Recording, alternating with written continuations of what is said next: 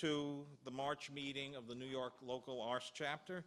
Apologies, there was supposed to be a meeting notice going out for this, and it didn't, so I want to thank all of you who have shown up, and especially our members of the VRCS, and thanks to our President, Joe Pierce, who got it into the meeting notice. Yes, this evening is a presentation that was given at the last ARS conference. This is, oh, much better. Just a hair down. Yeah, that's better. That's perfect.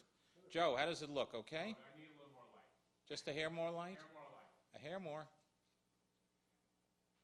No, upstairs, yeah. Oh, yeah, unfortunately, yes. You're stuck with me again tonight, yes. What was that? Never mind. My hairline's receding, yes, I know. Yes. Anyway, what we're presenting this evening is an expanded version of two papers that were given at the National Conference last year in, where were we? Kansas City, Missouri, right. And it's, as always, it's the two Garys, Mr. Galo and Mr. Thalheimer, respectively, who are going to reprise these presentations. Gary Galo's is going to be up first. It's going to be on Lauritz Melchior, the Great Dane, a 40th anniversary tribute. And Gary Thalheimer's will be on German singers in Verdi roles and Italian singers in German roles, singing mostly Wagner. So why don't we start off about a little history of the artist for the first program, which of course to most of us would be like, oh, you got to be kidding. But let me just go through, just was a reprise, the astonishing career of Lauritz Melchior that Gary Galo went over and sent to us concerning his presentation. Danish tenor Lauritz Melchior, born 1890, died 1970. By the way, just short by 2 days of his birthday. 73, I'm sorry. He died according, 2 days short of his birthday, right. Was arguably the greatest Wagnerian tenor in the history of that species. Melchior began his career as a baritone, making his operatic debut with Sivlio and Leoncavallo's Pagliacci at the Royal Opera, Copenhagen in 1913. On the advice of Madame Charles Cahier, famous Mahler expert if I'm correct, Melchior restudied as a tenor with Vilhelm Herold. To us at the VRCS, we know who he is. If I remember correctly, wasn't there a Court Opera Classics reissue of his material? Right. And made a second debut in 1918 in the title role of Wagner's Tannhäuser. After further studies with Anna Bahr-Mildenburg, another singer who made very few records, and we know what that's worth, Melchior began his international career at the Royal Opera House, Covent Garden in 1924 as Siegmund in Wagner's Die Walküre, followed by a Bayreuth debut later that year and a Metropolitan Opera debut in 1926. Melchior combined a voice of unrivaled power with a test of true bel canto production, allowing him to remain virtually unchallenged in the heldentenor repertoire until his retirement from the stage in 1950. Thank you, Sir Rudolph Bing. Right? Right. His totals in the Wagner repertoire are staggering, encompassing over 600 performances, including over 220 as Tristan. Yet, after all this, his voice remained in remarkable condition. Melchior's career is surveyed through his recorded output, beginning with his first recordings as a baritone in 1913, and continuing with samplings of his major recordings in both the Wagner and non-Wagner tenor repertoire, more of this we'll hear later, and song literature. In addition to commercial recordings, excerpts from several live performances will also be included. A few Melchior myths and exaggerations will be challenged during this presentation, not the least of which is the view that he was a sloppy musician with little regard for the letter of musical score. The recorded examples will also illustrate the excellence of Melchior's vocal technique, belying the notion that he relied on natural ability alone. Now on to our presenter after all of that.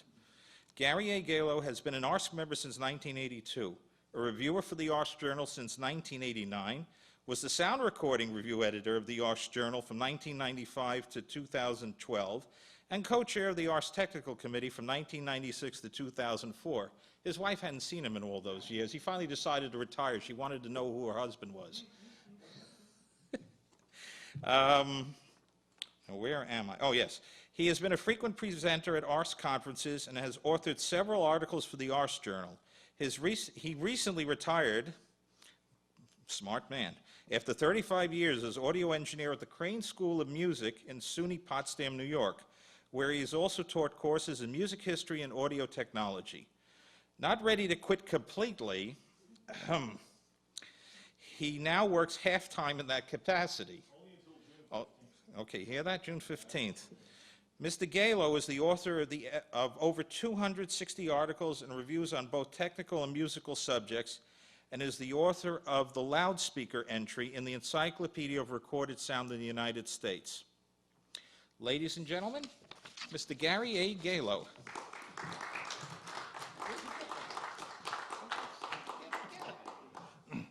Thank you all. Nice to be here. Good crowd this time. It was rather sparse last year.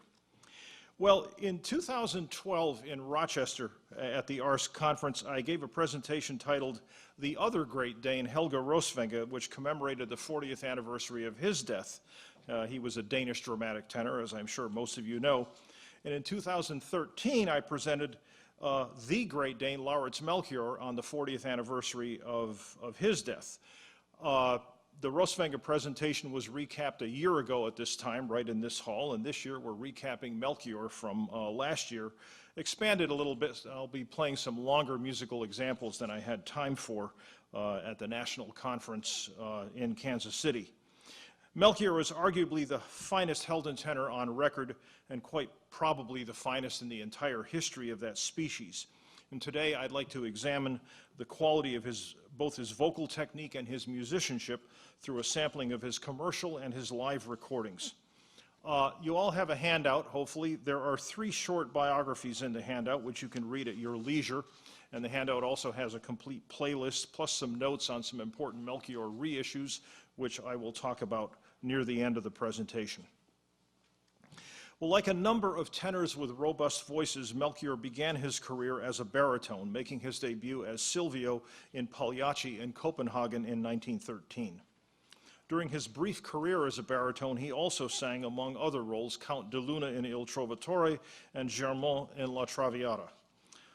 His first recording was Germain's second act aria, made in January or February of 1913. Although Melchior does sound a bit misplaced, he has obviously been well schooled. He has a good low register, his vocal production is easy and unforced, but in his upper register he sounds like he's in the middle of his voice. Later in life, he remarked that he never really felt comfortable as a baritone.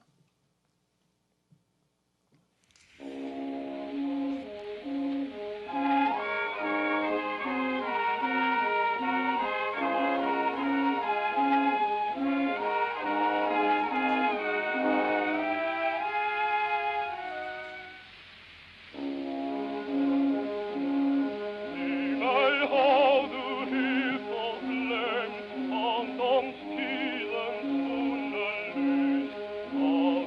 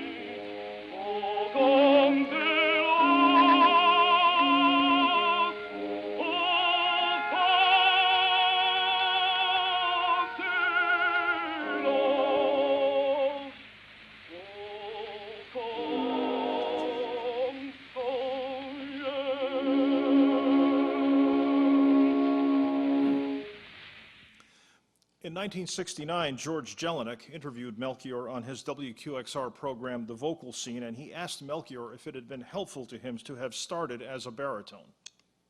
You cannot build a skyscraper on sand. You have to have the low register natural. And that is where the thing is, because it is not a born voice. A heroic tenor is not a born voice. It's a voice who develops later.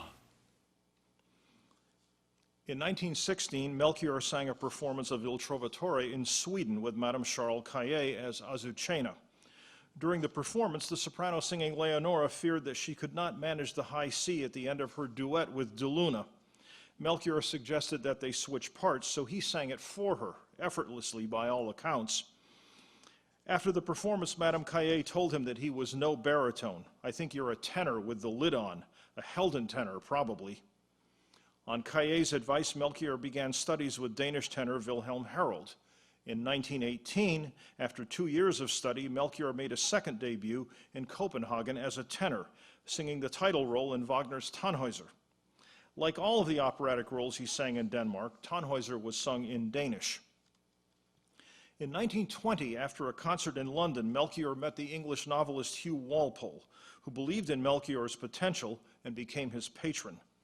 In 1922, Walpole introduced Melchior to the eminent Wagnerian soprano Anna Bahr-Mildenburg.